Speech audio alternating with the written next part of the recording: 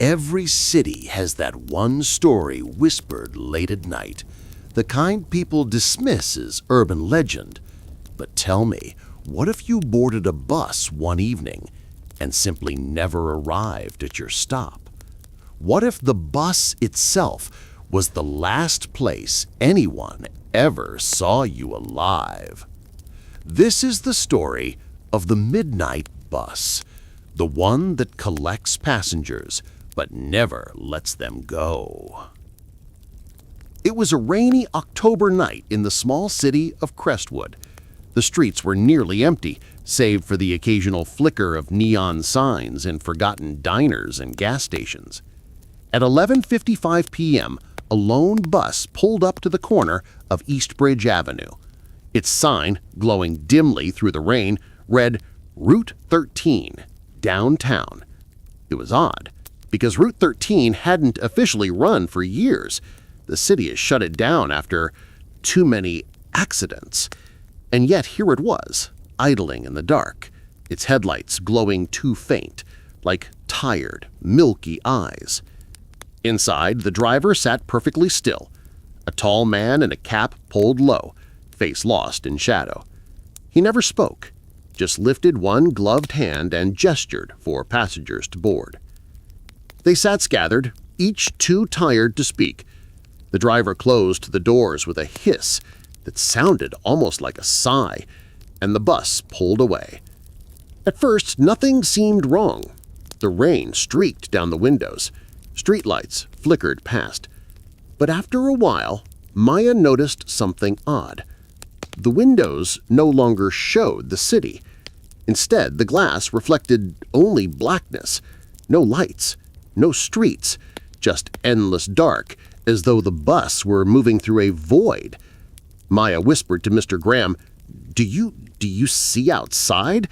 But he frowned. To him, the city lights were still there. Everyone saw something different. The longer they rode, the colder it became. Breath fogged in the air. The lights overhead flickered, and the bus groaned like something alive.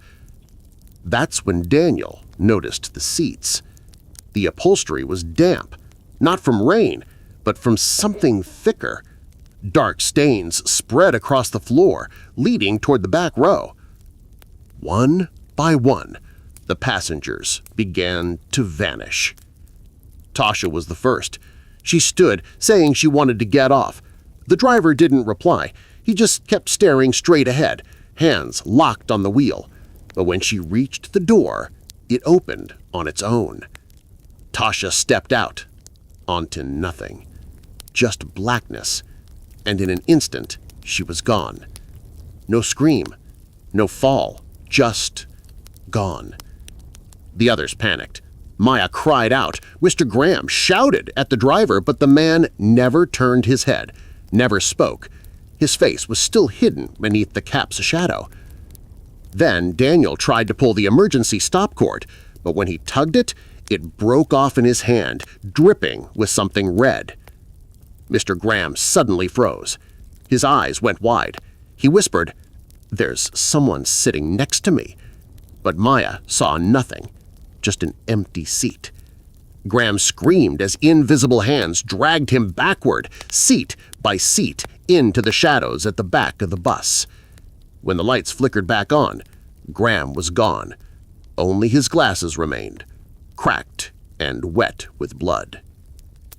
Maya and Daniel were the last. The bus no longer felt like it was moving forward. Instead, it felt as though it were sinking deeper and deeper into something that wasn't a road at all. Maya gripped Daniel's arm. She cried, "We have to get off!" They ran to the back, to the emergency exit. She shoved it open. But outside, there was no street, no ground, but only endless dark, full of faces pressed against the glass, mouths open in silent screams, thousands of them, former passengers trapped forever. Daniel tried to jump anyway. The shadows swallowed him whole. His scream echoed once, then cut off. Maya turned back. Only the driver remained. Slowly, his head lifted. At last, she saw his face. There were no features, just smooth, pale skin stretched tight and a wide, gaping smile carved into nothingness. He whispered, in a voice like all the passengers at once, "Last stop." The next morning, Maya's parents reported her missing. Security cameras showed her waiting at the East Bridge stop, but no bus ever arrived. Just her, standing alone, until the footage flickered and she was gone.